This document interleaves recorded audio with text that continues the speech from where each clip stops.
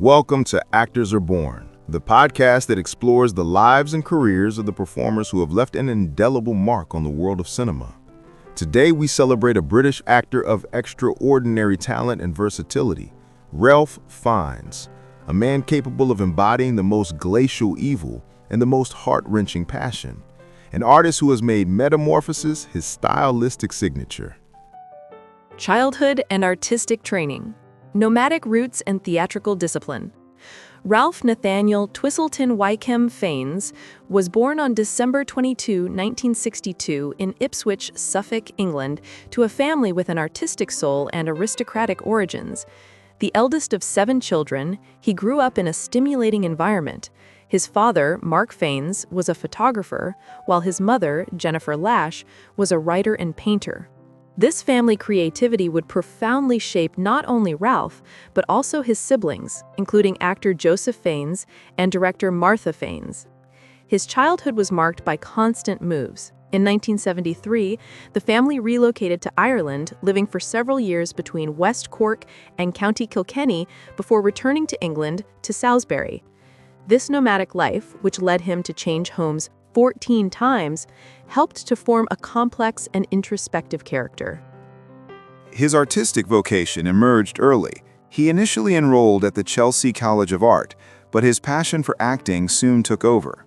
His path was set.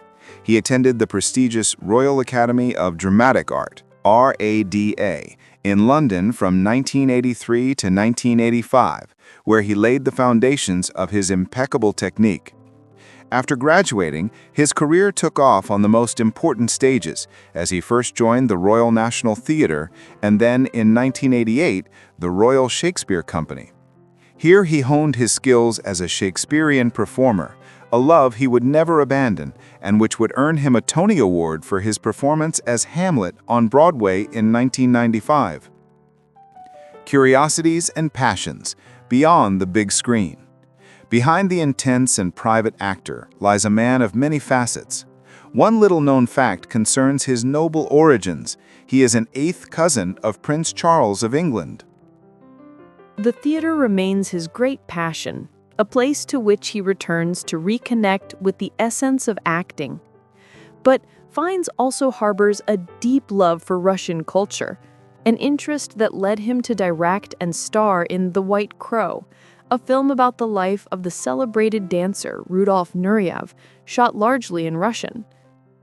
Italy holds a special place in his heart, particularly Umbria, where he owns a holiday home. Since 1999, he has been a UNICEF ambassador, a commitment that attests to his sensitivity towards social issues. Furthermore, in 2017, he was granted honorary Serbian citizenship. An interesting anecdote concerns one of his most iconic roles. Fiennes was initially reluctant to accept the part of Lord Voldemort in the Harry Potter saga, but was persuaded to do so by his niece, a huge fan of the books. Ralph Fiennes' film career is a succession of masterful performances that have left their mark. Let's analyze some of his most significant roles together. Schindler's List, 1993. In Steven Spielberg's masterpiece, Fiennes delivers one of his most terrifying and acclaimed performances as Amon Gert, the sadistic commandant of the Plaszow concentration camp. For this role, Fiennes gained a significant amount of weight, but the deepest impact was psychological. He stated that playing Gert had a profoundly disturbing effect on him. His performance, which Spielberg described as imbued with a sensual evil, earned him an Academy Award nomination for Best Supporting Actor and a BAFTA Award win. His character has entered the collective imagination as one of the most chilling and ruthless representations of evil. Quiz Show, 1994. Directed by Robert Redford, this film reconstructs the television scandal that engulfed the popular quiz show 21 in the 1950s. Fiennes plays Charles Van Doren, the intellectual from a good family who becomes a beloved public champion but is involved in the fraud. His performance is a masterful portrait of a man torn between ambition, the desire for his father's approval, and a sense of guilt. Fiennes succeeds in making the character not a simple villain, but a complex and tormented figure with whom the audience can, to some extent, empathize. Strange Days, 1995. In this sci-fi thriller directed by Catherine Bigelow and written by James Cameron, Fiennes steps into the shoes of Lenny Nero, a former police officer who illegally trades in clips, recordings of other people's experiences. Set in a bleak and violent Los Angeles on the eve of the new millennium, the film explores themes such as voyeurism, corruption, and racial tension. Fiennes brings to life a charismatic and tormented anti-hero, a man entangled in a dark world, seeking redemption. The English Patient, 1996. This film, directed by Anthony Minghella and winner of 9 Academy Awards, established Fiennes as one of the great romantic actors of his time. He plays Count Laszlo Almasi, a Hungarian explorer who, disfigured in a plane crash, recounts a poignant love story against the backdrop of World War II through his memories. To portray the severely burned character, Fiennes underwent 5 hours of makeup every day, insisting that it be applied to his entire body to fully immerse himself in the part.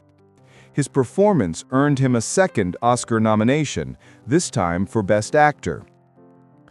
Oscar and Lucinda, 1997.